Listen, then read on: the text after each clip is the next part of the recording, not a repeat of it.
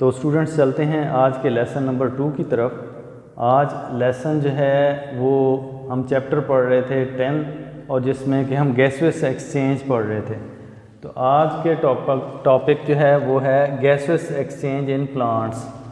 जैसा कि आप लोग जानते हैं कि प्लांट्स के अंदर कोई मखसूस आर्गन्स नहीं होते जिनसे ये जो है वो गैसों का तबादला कर सकें। जिस तरह के ह्यूमन के अंदर हैं कि ह्यूमन के अंदर आप लोगों ने पढ़ा हुआ है कि पूरा एक, हम आगे डिटेल में भी पढ़ेंगे, पूरा एक सिस्टम है जिसको रेस्पिरेटरी सिस्टम कहते हैं गैसों के तबादले के लिए।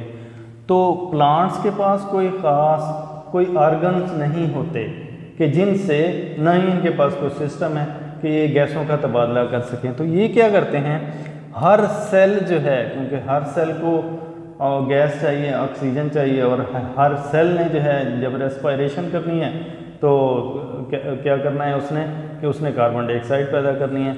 तो हर सेल जो है वो गैसेस एक्सचेंज करता है बाय इट्स ओन, खुद करता है। किसके साथ? बाय विद इट्स एनवायरनमेंट, कि जो भी इसका एनवायरनमेंट है। जाहिर है कि जिस वक्त हम आगे जो है वो देखेंगे तस्वीर के अंदर कि किस तरह जो है ये एयर स्पेसिस बीच के अंदर होती हैं मुख्तलिफ सेल्स ऑफ द प्लांट्स, चाहे वो लीफ का हो, चाहे वो स्टेम का हो, चाहे वो रूट का हो, तो दरमियान में उनके एयर स्पेसिस होती हैं। तो एयर स्पेसिस के साथ वो क्या करते हैं कि वो गैसों का तबादला करते हैं। अब हम इसकी थोड़ी डिटेल पढ़ते हैं कि लीव्स एंड यंग स्टेम के जो पत्ते हैं और यंग स्टेम जो है उनके अंदर उसकी एपिडर्मस जो है, एपिडर्मस लेयर जो है उसमें होते हैं स्टोमेटा। वो थ्रू स्टोमेटा जो है वो गैसों का बाहर के एनवायरनमेंट के साथ तबादला करते हैं। उन स्टोमेटा जो हैं आपने 9th में पढ़ा है कि स्टोमेटा आर द पोर्स जिनके गार्डेड बाय गार्ड सेल्स, तो और ओपनिंग एंड क्लोजिंग भी पढ़ा है 9th चैप्टर में। तो वो जब स्टोमेटा के ज़रिए वो गैसों का तबादला करते हैं। और कुछ young in leaves and young stem के अंदर कुछ जो है वो गैसेस एक्सचेंज क्यूटिकल की लेयर के साथ भी होती है जो कि एपिडर्मस के ऊपर मौजूद होती है। अब मैं आपको with the help of diagram आपको ज़रा ये समझाता हूँ। जी स्टूडेंट्स, तो हम देखते हैं कि गैसेस एक्सचेंज इन लीफ, एग्जांपल के तौर पे कि लीफ के अंदर, प्लांट का जो लीफ होता है उसमें गैसेस एक्सचेंज किस तरीके से होती है। थोड़ा सा इसका इंटरनल स्ट्रक्चर देख लेते हैं कि लीफ का इंटरनल स्ट्रक्चर क्या है। सबसे ऊपर जो है ये अपर एपिडर्मस के ऊपर ये क्यूटिकल की लेयर है, ये वैक्सी लेयर होती है बेसिकली, जो कि ये सेल्स जो हैं वो सक्रीट करते हैं ताकि जो ट्रांसपायरेशन है उसको रोका जा सके। अच्छा, अब अपर एपिडर्मस के नीचे जो हैं ये मीज़ोफिल सेल्स हैं, ये मीज़ोफिल सेल्स हैं। अच्छा, अब ये देखें इनके बीच में मुख्तलिफ सेल्स के दरमियान में स्पेसेस हैं। अब इन स्पेसेस के बीच में एयर मौजूद होती है। अच्छा, अब नीचे जो है ये लोअर एपिडर्मस है। लोअर एपिडर्मस में आपने पढ़ा हुआ है कि ज़्यादा तादाद के अंदर क्या चीज़ होते हैं, स्टोमेटा मौजूद होते हैं। और these are the certain pores जहाँ से गैसेस अंदर भी आती है और गैसेस जो हैं बाहर भी जाती हैं। अच्छा, अब बेटे जो गैस पैदा होनी है या ज़रूरत होनी है वो तो सेल के अंदर होनी है, और अंदर से बाहर अगर पैदा होती है, अगर ज़रूरत होती है तो बाहर से अंदर ले लेता है, और ज़रूरत होती है एक्स्ट्रा होती है तो वो बाहर से विद इन दी सेल से वो बाहर निकाल देता है एयर स्पेसिस के अंदर। अब ये जो लीफ हैं वो उनको 2 सिचुएशंस का सामना करना पड़ता है। कौन कौन सी सिचुएशंस हैं कि डे टाइम में अलहदा सिचुएशन होती है और नाइट टाइम में अलहदा सिचुएशन होती है। डे टाइम में क्या होता है कि जब दिन होता है तो दिन में क्या, ये जो मीज़ोफिल सेल्स हैं इनमें मौजूद होता है क्लोरोफिल क्लोरोप्लास्ट के अंदर। तो ये एक प्रोसेस हो रहा होता है, आपने पढ़ा हुआ है फोटोसिंथेसिस का। तो फोटोसिंथेसिस में ज़रूरत होती है किसकी, क्या पैदा होता है वहाँ पे, ऑक्सीजन। और ज़रूरत क्या होती है 4 चीज़ें आपने पढ़ी हुई हैं, सनलाइट है, और क्या चीज़ है, वाटर है, कार्बन डाइऑक्साइड है, और क्लोरोफिल इसके अंदर मौजूद है। तो कार्बन डाइऑक्साइड इसको चाहिए होती है, पैदा होती है क्या चीज़, ऑक्सीजन। और यहीं पे mitochondria within the cell होता है।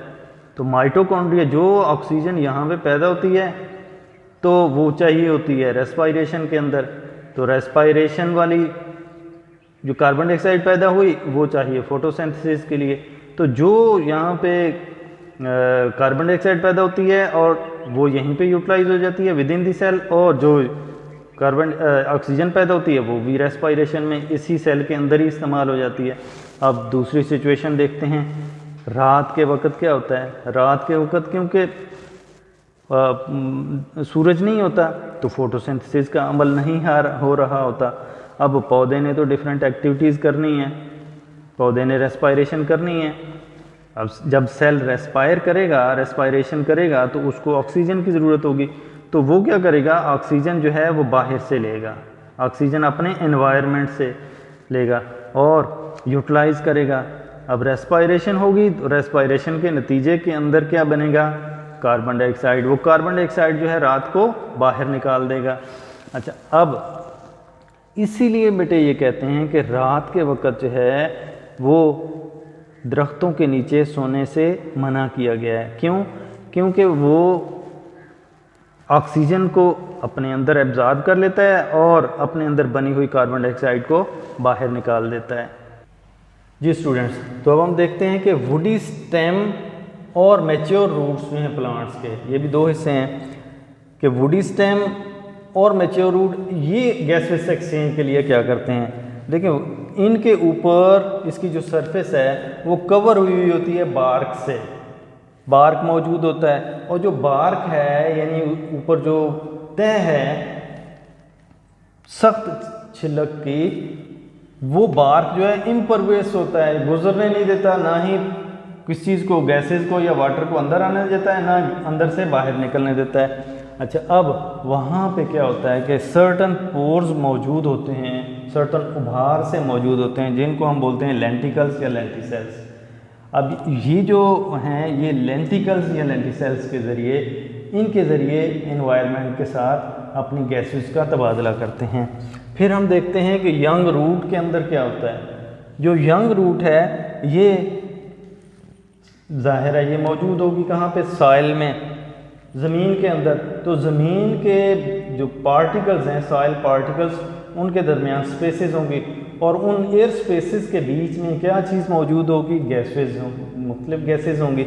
तो ये जो यंग रूट है ये अपने जनरल सरफेस से, अपनी सतह से तबादला करता है गैसेस का जो कि मौजूद होती हैं ज़मीन के अंदर, सॉइल पार्टिकल्स के दरमियान में।